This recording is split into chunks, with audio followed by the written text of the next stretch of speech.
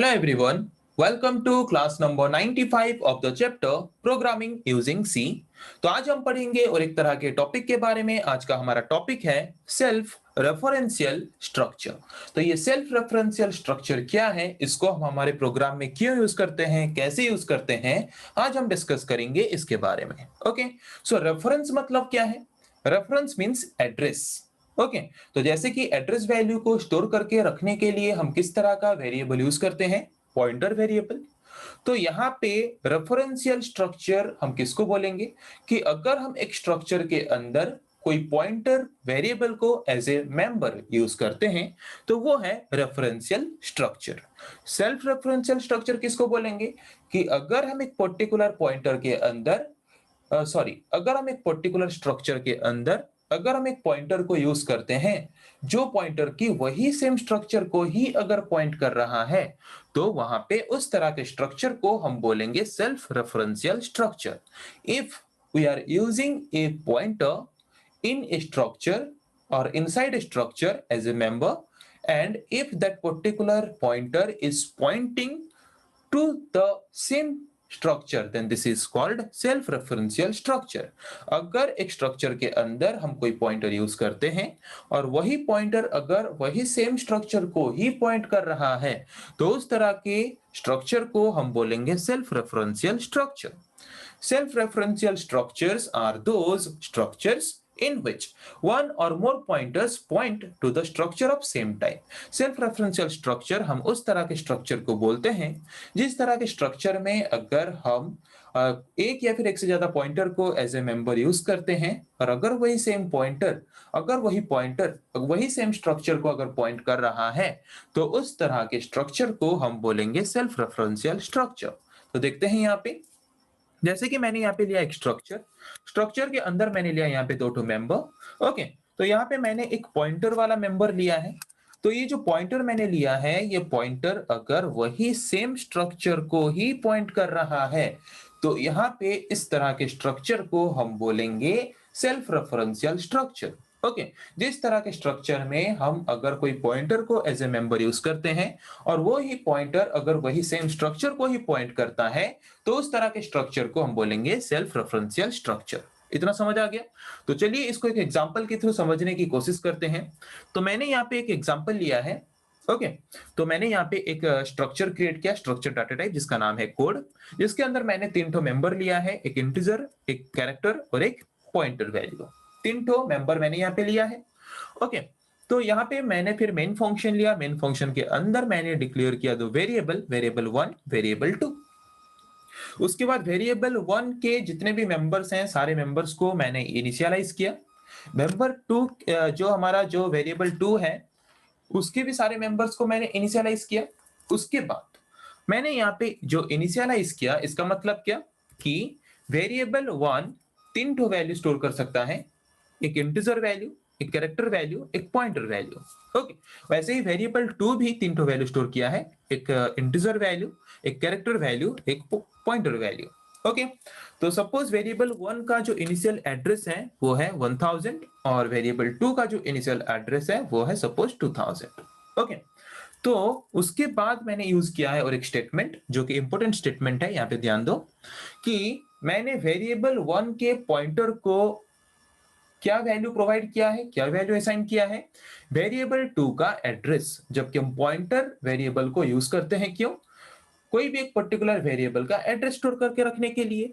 तो यहाँ पे वेरिएबल 1 में जो एड्रेस है, वेरिएबल 1 में जो पॉइंटर है, इस पॉइंटर को मैंने क्या असाइन किया? वेरिएबल 2 के एड्रेस को। तो वेरिएबल 2 का एड्रेस क्या है? 2000। तो यहाँ पे नल की जगह पे अभी वैल्यू आके स्टोर हो जाएगा कितना? 2000। तो अभी हम क्या कर सकते हैं, वेरिएबल 1 को यूज करके हम वेरिएबल 1 के वैल्यूज, हर एक मेंबर के वैल्यूज को एक्सेस करने के साथ साथ वेरिएबल 2 के हर एक मेंबर के वैल्यूज को भी एक्सेस कर सकते हैं। ओके, क्यों? क्योंकि वेरिएबल 1 का जो पॉइंटर है वो पॉइंटर वेरिएबल 2 के एड्रेस को होल्ड करके रखा है, क्योंकि हमने वेरिएबल 2 के एड्रेस को असाइन किया है वेरिएबल 1 के पॉइंटर को। तो जिसके द्वारा वेरिएबल 1 के पॉइंटर के थ्रू हम क्या कर सकते हैं, वेरिएबल 2 के हर एक मेंबर के डाटा को एक्सेस कर सकते हैं। ओके, तो देखते हैं।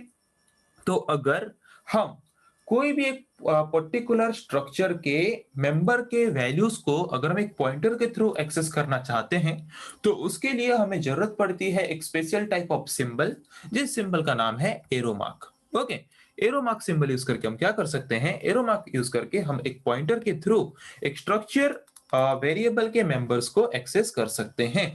ओके, तो जैसे कि वेरिएबल यहाँ पे मैंने लिया है वेरिएबल 1 पीटीआर। ये वेरिएबल 1 पीटीआर जो है, मतलब वेरिएबल 1 के पॉइंटर वेरिएबल में किस वेरिएबल का एड्रेस है, वेरिएबल 2।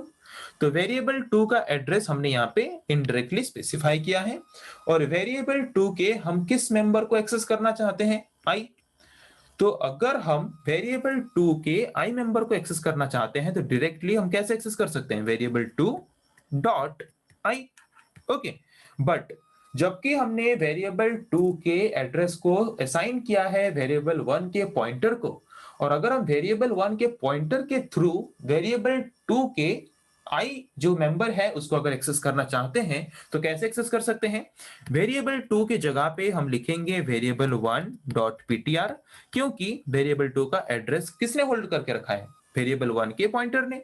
और उसके बाद डॉट की जगह पे हम यूज करेंगे एरो मार्क, और उसके बाद जिस मेंबर के वैल्यू को एक्सेस करना चाहते हैं उस पर्टिकुलर मेंबर का नाम। ओके, तो हम डायरेक्टली जो एक्सेस करते थे इस तरीके से, अगर हम पॉइंटर के थ्रू एक्सेस करना चाहते हैं तो ऐसे एक्सेस कर सकते हैं। ओके, तो यहाँ पे वो क्या करेगा, जो हमारा वेरिएबल 2 है, वेरिएबल 2 का जो आई है, आई में जो वैल्यू है, आई में क्या वैल्यू है 66, तो 66 वैल्यू को एक्सेस करेगा और प्रिंट करेगा क्या, पहले प्रिंट करेगा 66। ओके, 66 प्रिंट करने के बाद फिर दूसरा हमने क्या लिया है, वेरिएबल 1 डॉट पीटीआर, मतलब क्या, इनडायरेक्टली हम वेरिएबल 2 के मेंबर को एक्सेस करना चाहते हैं।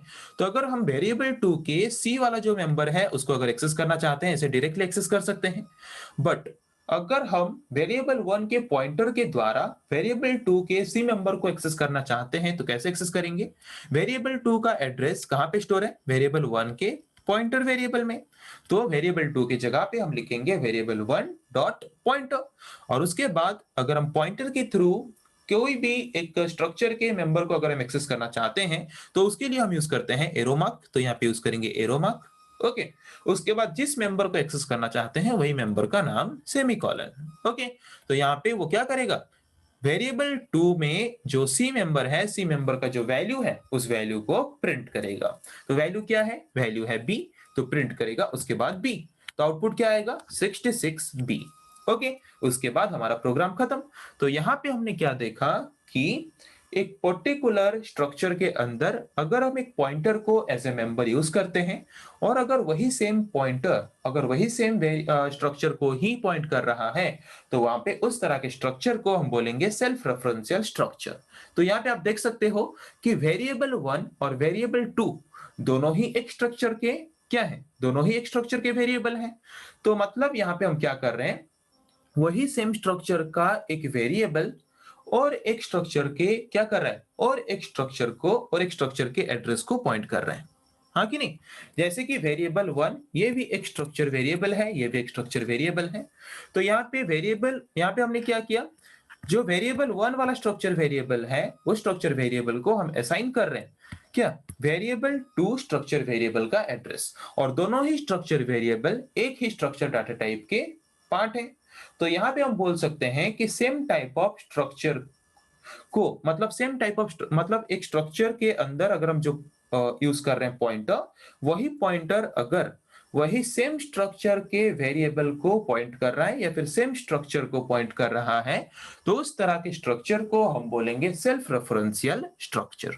ओके, तो समझ आ गया सेल्फ रेफरेंशियल स्ट्रक्चर क्या है। सेल्फ रेफरेंशियल स्ट्रक्चर हम हमारे प्रोग्राम में किसको बोलते हैं, कैसे यूज करते हैं, इसको हमने समझा। ओके, तो आउटपुट हमारा क्या आया 66B, जो कि हमने करके देखा। तो आई थिंक आप लोगों को समझ आ गया है कि सेल्फ रेफरेंशियल स्ट्रक्चर क्या है, सेल्फ रेफरेंशियल स्ट्रक्चर हम हमारे प्रोग्राम में क्यों और कैसे यूज कर सकते हैं। तो नेक्स्ट क्लास में हम डिस्कस करेंगे ऐसे और कुछ टॉपिक्स के बारे में। आज के लिए इतना ही, थैंक यू।